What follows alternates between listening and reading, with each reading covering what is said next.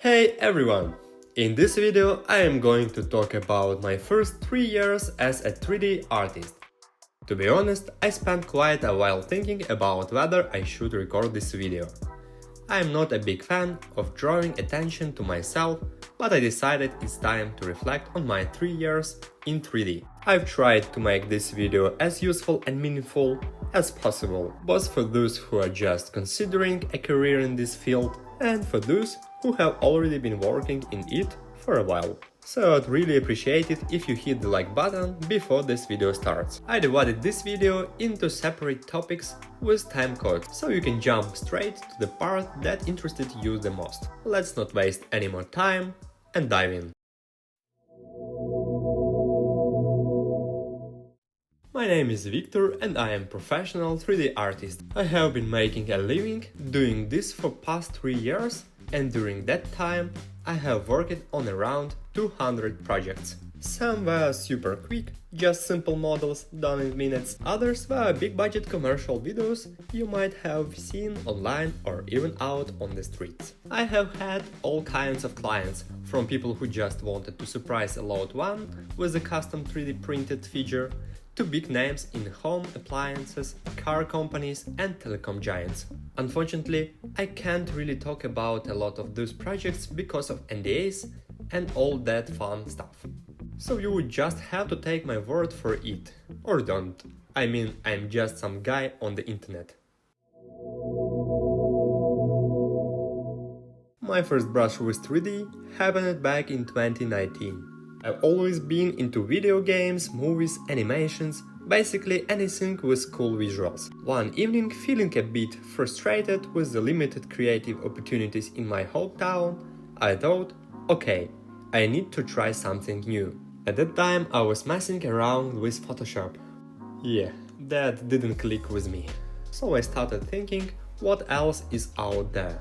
I had no clue what I was looking for, but I ended up googling stuff about 3D.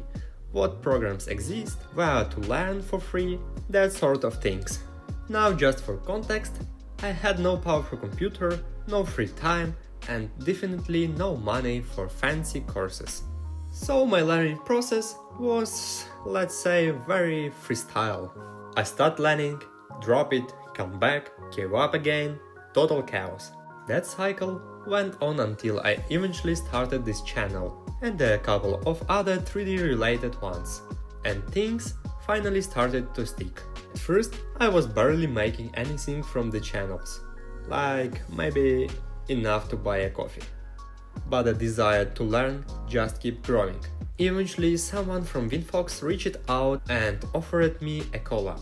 They would give me a free access to their courses in exchange for some promo. Sounded like a win-to-win. I went through a few of their courses, and that's when I started to feel like, okay, maybe I can take on real client work. So yeah, whenever you see a WingFox ad on my channel, it's not just a random plug. It's a genuine recommendation. Also, if you're curious, I have dropped a few courses links in the video description.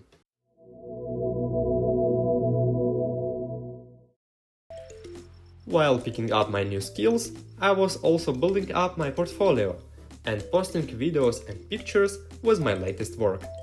And guess what?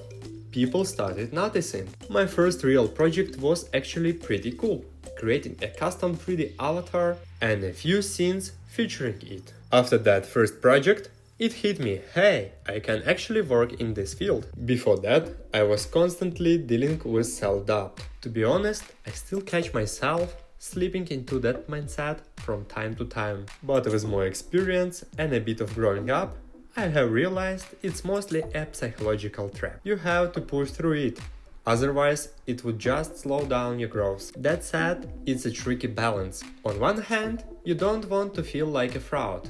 On the other, you really don't want to get cocky and stop learning thinking you have already made it. Because CG, especially 3D, is not the kind of field where you can hit pause. The industry is constantly evolving, and just like you can outspace someone who has fallen behind, someone else can do the same to you if you stop updating your skills. So now, after going through all of this, I have realized that being a good 3D artist isn't just about technical or artistic skills. Soft skills matter just as much, maybe even more. I am talking about communication, teamwork, hitting deadlines, staying calm under pressure, adapting to whatever chaos comes your way, and most importantly, being able to learn fast and figure stuff out. That's a superpower in this field.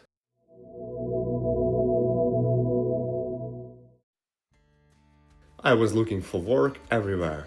Job sites, ArtStation, freelance platforms, Genie.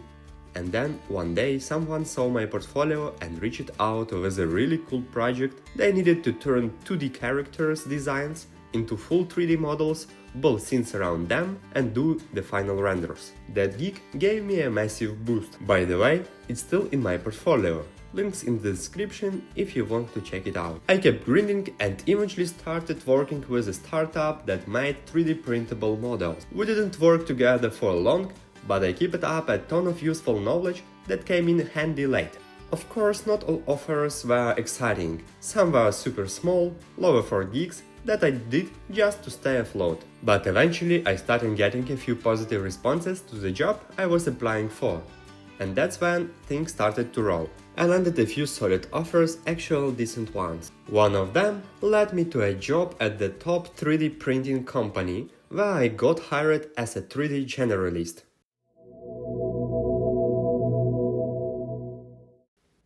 My main focus there is modeling for printing, but sometimes I dip into game dev and design work too.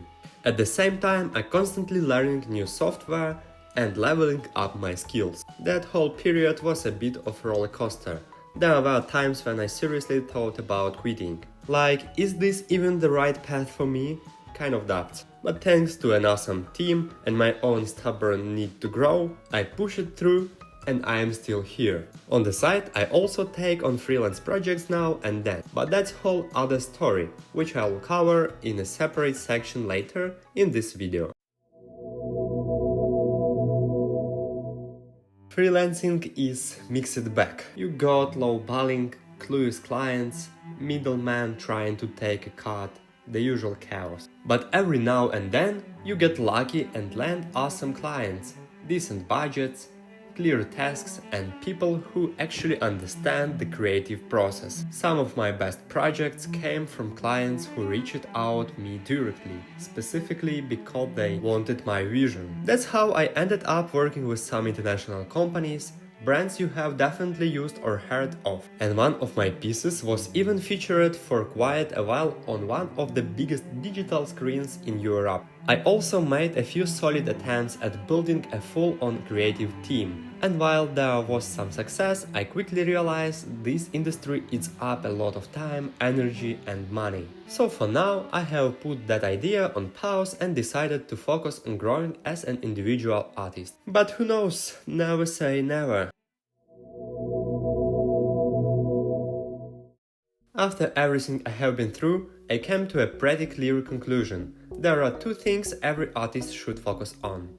First, to improve your skills, and second, build your personal brand. The first one comes from working on great projects, especially personal ones, and using the latest tools to really push yourself. The second is about simply sharing those results. Show your works, post it, talk about it. Eventually, someone's gonna notice. That's just how it works. At the beginning of this year, I made a list of projects I wanted to bring to life. It's already been 5 months. And I've only crossed off a few. So I decided to focus only on what truly matters for me, growing as a 3D generalist. My biggest goal for the year is to create my own short animated movie. I have been tweaking the script for about a year now, and it's almost ready. So the goal is to push myself to the absolute limit, to aim for Pixar level quality. Yeah, I know, sounds ambitious. I could honestly go on hours telling stories, some real, some probably closer to legends, about different projects, clients and the endless hunt for gigs. But if I did that, this video would turn into a mini-series. So if you do want to hear more behind the scenes stories or just hang out while I'm working on actual commercial projects, hit that subscribe button.